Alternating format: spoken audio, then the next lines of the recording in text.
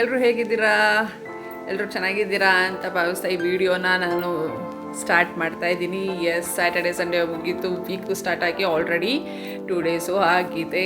ಇದು Tuesday vlog. As usual Tuesday ಅಂದರೆ busy day means Appu ಸ್ಕೂಲ್ಗೆ ಹೋಗ್ತಾನೆ, ಹಸ್ಬೆಂಡ್ ಆಫೀಸ್ಗೆ ಹೋಗ್ತಾರೆ, ನನ್ನ ಕೆಲಸ ಇರುತ್ತೆ. ಇದೆಲ್ಲ ಬೇಗ ಆನ್ ಟೈಮಲ್ಲಿ ಆಗಬೇಕು ಅಂದರೆ ನನ್ನ ಅಡುಗೆ ಕೆಲಸನೂ ಆನ್ ಟೈಮಲ್ಲೇ ಆಗಬೇಕು. ಸೊ ಬೆಳಗ್ಗೆ ಎದ್ದೇಳ್ತಿದ್ದಂಗೆ ನನ್ನ ಜೀರಾ ವಾಟರ್ ಕುಡಿದು ಡೇನ ಸ್ಟಾರ್ಟ್ ಮಾಡಿ ಇವತ್ತು ಅಡುಗೆಗೆ ಅಂತ ಅವರೆಕಾಳು ಸಾರು ಮಾಡಿ ಇಟ್ಕೊತಾ ಇದ್ದೀನಿ. ಮಧ್ಯಾಹ್ನಕ್ಕೆ ಇದು ಆ್ಯಕ್ಚುಲಿ.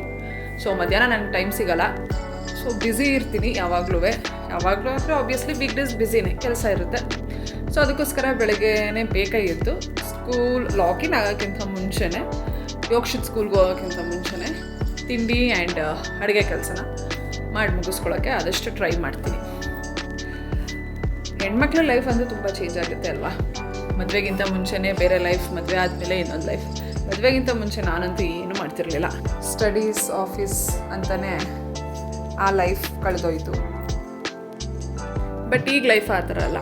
ಮದುವೆಗಿಂತ ಮುಂಚೆ ಯಾವುದೇ ರೆಸ್ಪಾನ್ಸಿಬಿಲಿಟೀಸ್ ತೊಗೊಳ್ದೆ ಬರೀ ಕೆಲಸ ಮಾಡ್ಕೊಂಡು ಬಂದು ಮನೇಲಿ ಆರಾಮಾಗಿ ಕಾಲ ಕಳೀತಾ ಕೂತಿದ್ದೆ. ಬಟ್ ಈಗ ನಾನೇ ಮನೆ ಕೆಲಸನೂ ಮಾಡಿ ಆಫೀಸ್ಗೂ ಹೋಗಿ ಮಗುನೂ ನೋಡ್ಕೊಬೇಕು, ಇಷ್ಟೆಲ್ಲ ಕೆಲಸನೂ ಮ್ಯಾನೇಜ್ ಮಾಡಬೇಕು. ಇದು ಲೈಫ್ನ ಒಂದು ಫೇಸ್. ಲೈಫ್ ನಮಗೆಲ್ಲವನ್ನೂ ಕಲಿಸ್ಕೊಡುತ್ತೆ ಅನ್ನೋದಕ್ಕೆ ಇದೇ ಒಂದು ಎಕ್ಸಾಂಪಲ್. ಮದುವೆ ಆದಮೇಲೆ ಸಾಕಷ್ಟು ರೆಸ್ಪಾನ್ಸಿಬಿಲಿಟೀಸ್ನ ಎಲ್ಲ ವುಮೆನ್ಸು ತೊಗೊತಾರೆ. ಅದರಲ್ಲಿ ನಾನೊಬ್ಳು ಏನು ಸ್ಪೆಷಲ್ ಅಂತ ಹೇಳ್ತಿಲ್ಲ. ಎಲ್ಲರ ಲೈಫಲ್ಲೂ ಇದು ಇದ್ದೇ ಇರುತ್ತೆ. ಮದುವೆಗಿಂತ ಮುಂಚೆ ಒಂದು ಲೈಫು, ಮದುವೆ ಆದಮೇಲೆ ಇನ್ನೊಂದು ಲೈಫು ಆ್ಯಂಡ್ ಮೋರ್ ರೆಸ್ಪಾನ್ಸಿಬಿಲಿಟೀಸ್.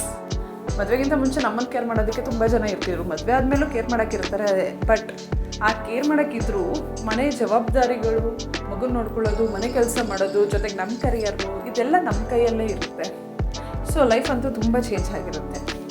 ಈ ಬ್ಯುಸಿ ಲೈಫಲ್ಲಿ ಎಲ್ಲ ಆನ್ ಟೈಮ್ಗೆ ಆಗಬೇಕು ಅಂದರೆ ಪ್ಲ್ಯಾನ್ ಇಸ್ ಮಸ್ಟ್. ಎಲ್ಲನೂ ಪ್ಲ್ಯಾನ್ ಮಾಡಿದ ಪ್ರಕಾರನೇ ಹೋಗ್ಬೇಕಲ್ವಾ?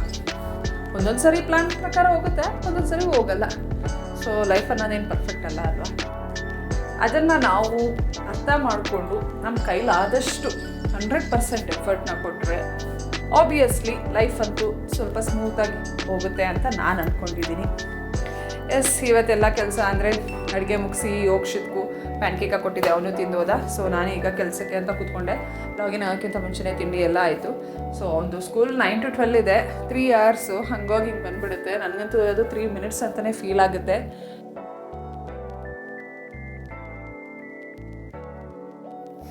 ಎಸ್, ಸ್ಕೂಲಿಂದ ಕರ್ಕೊಂಡು ಬಂದಾಯಿತು. ಸೊ ಅವನಿಗೆ ಸ್ನ್ಯಾಕ್ಸು ಅದು ಇದು ಅಂತ ಅವನ ಜೊತೆ ಸ್ವಲ್ಪ ಟೈಮ್ ಸ್ಪೆಂಡ್ ಮಾಡ್ತೀನಿ. ಸ್ವಲ್ಪ ಹೊತ್ತು ಆಟಾಡೋದ್ಮೇಲೆ ಹೇಗೆ ನನ್ನ ಕೆಲಸಕ್ಕೆ ನಾನು ಕೂತ್ಕೊತೀನಿ. ಸೊ ಅವನು ಒಬ್ಬನೇ ಆಟಾಡ್ತಾ ಇರ್ತಾನೆ. ಸ್ವಲ್ಪ ಕೆಲಸ ಮಾಡಾದಮೇಲೆ ಲಂಚ್ ಬ್ರೇಕ್ ಬಂದೇ ಬಿಡುತ್ತೆ.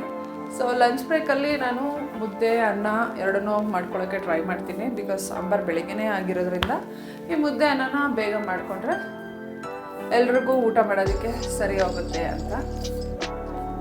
ಸೊ ಮುದ್ದೆ ನೈಟ್ ಮಾಡಲ್ಲ ಮನೇಲಿ, ಬಿಕಾಸ್ ಮಧ್ಯಾಹ್ನ ಹೆವಿಯಾಗಿ ತಿನ್ನಬೇಕು, ಲೈಟಾಗಿ ಡಿನ್ನರ್ ಇರಬೇಕು ಅನ್ನೋದು ನನ್ನ ಒಂದು ಥಿಂಕಿಂಗ್. ಸೊ ಅದೇ ರೀತಿ ನಾನು ಸಹ ಫುಡ್ ಸ್ಟೈಲ್ನ ನಮ್ಮ ಮನೇಲಿ ಮೇಂಟೈನ್ ಮಾಡ್ತೀವಿ. ಅವರೆಕಾಳು ಸಾರಿಗೆ ಮುದ್ದೆ ಇದ್ರೆ ತುಂಬ ಚೆಂದ ಅಲ್ವಾ?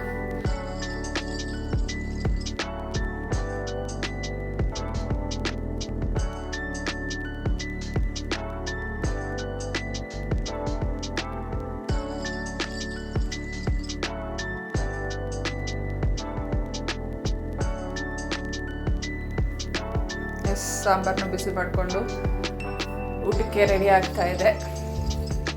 ನನ್ನ ಹಸ್ಬೆಂಡ್ ಇವತ್ತು ಲಂಚ್ಗೆ ಮನೆಗೆ ಬಂದಿದ್ದರು. ಸೊ ಅವ್ರಿಗೂ ಮುದ್ದೆ ಸಾಂಬಾರು ರೆಡಿಯಾಗಿತ್ತು. ಆ್ಯಂಡ್ ಯೋಕ್ಷಿಸ್ ಕೂಡ ಮುದ್ದೆ ನಾನು ತಿಂತಾನೆ. ಅವನಿಗೆ ಚಿಕ್ಕ ಮುದ್ದೆ ಕೊಡ್ತೀನಿ, ಬಟ್ ಅವ್ನು ನನಗೆ ದೊಡ್ಡ ಮುದ್ದೆನೇ ಬೇಕು ಅಂತಾರೆ.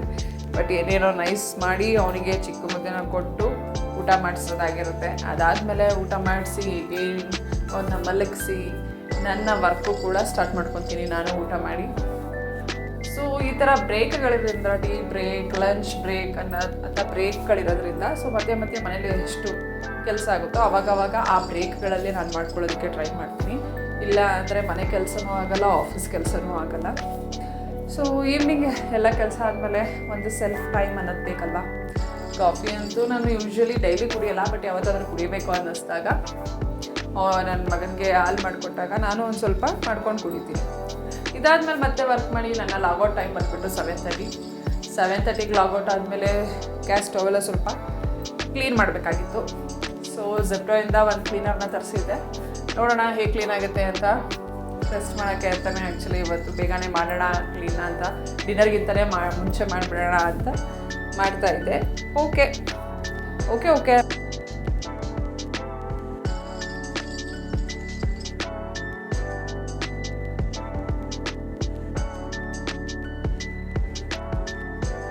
ಸ್ಟವ್ನೇನೋ ಕ್ಲೀನ್ ಮಾಡಿದ್ದಾಯಿತು. ಸೊ ಈಗ next dinner preparation. Obviously dinner ನನಗೆ ಲೈಟ್ ಆ್ಯಂಡ್ ಪ್ರೋಟೀನ್ ರಿಚ್ ಆಗಿರಬೇಕು. ಅದಕ್ಕೋಸ್ಕರ ಬೆಳಿಗ್ಗೆ ಬೇಯಿಸಿದ್ದು ಕಾಬೂಲ್ ಕಡಲೆ ಇತ್ತಲ್ಲ, ಸೊ ಅದರಲ್ಲಿ ಸ್ವಲ್ಪ ಹೊಸ ಡಿಶು ಫಸ್ಟ್ ಟೈಮ್ ಟ್ರೈ ಮಾಡ್ತಾಯಿದ್ದೀನಿ. ಕಾಬೂಲ್ ಕಡಲೆದು ಕಟ್ಲೆಟ್ ಮಾಡ್ಕೊಳ್ಳೋಣ ಅಂತ. ಏನಿಲ್ಲ, ಚೆನ್ನಾಗಿ ಅದನ್ನು ಸ್ಮ್ಯಾಶ್ ಮಾಡಬೇಕು. ಚೆನ್ನಾಗಿ ಅದು ಬೆಂದಿದ್ರೆ ಈ ಕೈಯೆಲ್ಲ ಮಾಡ್ಬೋದು, ಇಲ್ಲ ಆದರೆ ಮಿಕ್ಸಿಲಿ ಒಂದು ರೌಂಡ್ ಅದನ್ನು ಮಿಕ್ಸಿ ಮಾಡಿಕೊಂಡು ನೆಕ್ಸ್ಟ್ ಈರುಳ್ಳಿ, ಕೊತ್ತಂಬರಿ ಸೊಪ್ಪು, ಶುಂಠಿ ಎಲ್ಲ ಹಾಕ್ಕೊಂಡು ಕಟ್ಲೆಟ್ ಅಂದರೆ ಕೈಯಲ್ಲಿ ಸ್ವಲ್ಪ ಪ್ರೆಸ್ ಮಾಡಿ ಎಣ್ಣೆಲಿ ಸ್ವಲ್ಪ ಫ್ರೈ ಮಾಡಿಕೊಂಡ್ರೆ ಸಾಕು. ಪ್ಯಾನ್ಗೆ ಹಾಕಿ ಕಟ್ಲೆಟ್ ರೆಡಿ ಆಗುತ್ತೆ. ಸೊ ಇದನ್ನು ನೀವು ಸಾಸ್ ಜೊತೆನಾದರೂ ತಿನ್ಬೋದು, ಮೊಸರು ಜೊತೆನಾದರೂ ತಿನ್ಬೋದು. ಎರಡೂ ಜೊತೆನೂ ತುಂಬ ಚೆನ್ನಾಗಿರುತ್ತೆ.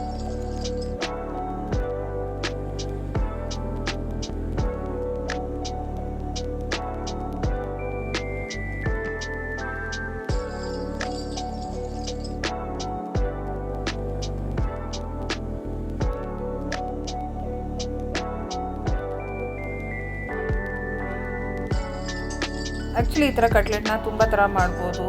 ಸಪೋಸ್ ಬಟಾಣಿ ಇದ್ದರೆ ಆ್ಯಂಡ್ ಸೋಯಾ ಚಂಕ್ಸ್ ಇದ್ದರೆ ಡೈರೆಕ್ಟಾಗಿ ಸೋಯಾ ಚಂಕ್ಸ್ನ ತಿನ್ನೋಕ್ಕೆ ಇಷ್ಟಪಡ್ತಿರೋರು ಬಟಾಣಿ ಮತ್ತು ಸೋಯಾ ಚಂಕ್ಸ್ನ ಮಿಕ್ಸ್ ಮಾಡಿ ಸೇಮ್ ಪ್ರೊಸೀಜರಲ್ಲೇ ಕಟ್ಲೆಟ್ ಮಾಡ್ಕೊಂಡು ತಿನ್ಬೋದು. ಸೊ ಪ್ರೋಟೀನು ಸಹ ರಿಚ್ ಇರುತ್ತೆ ಸೋಯಾ ಚಂಕಲ್ಲಿ. ಆ್ಯಂಡ್ ಸ್ವೀಟ್ ಪೊಟ್ಯಾಟೊನಲ್ಲೂ ಸಹ ಮಾಡ್ಬೋದು.